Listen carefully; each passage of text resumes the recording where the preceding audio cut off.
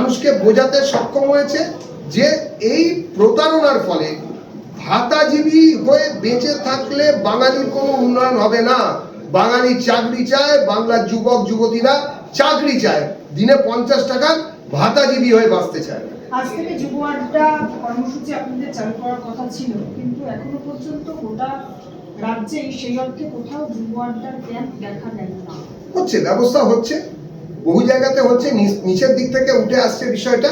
বড় করে যখন হবে তখন আপনাদের ওখানে গিয়ে পৌঁছবে। আর সব থেকে বড় কথা, আজকে বিজেপি সল্টলেকের যে আমাদের পার্টি অফিস, তাতে এত ঘটনার ঘটা সব জায়গায় গিয়ে আপনাদের বুম কিংবা ক্যামেরা গিয়ে পৌঁছতে পারছে না, এটাও একটা দুর্ভাগ্যের বিষয়। তো কালকে থেকে যখন যাবেন তখন দেখতেই পাবেন যে সব জায়গায় গিয়ে পৌঁছবে এবং তখন বড় করে খবর হবে। বঙ্গ সফরে স্বরাষ্ট্রমন্ত্রী আসছেন আগামীকাল, কিন্তু মায়াপুরের ইস্কনে তিনি একটি অনুষ্ঠানে যোগদান করবেন।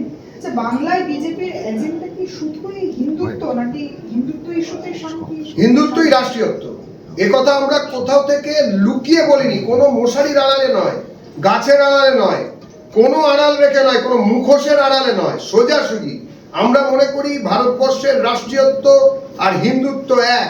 উপাসনা পদ্ধতি বা যাই হোক না কেন, যারা ধর্মে নন, সম্প্রদায়, যারা মুসলমান বা খ্রিস্টান কিংবা অন্য কোনো বিষয়ে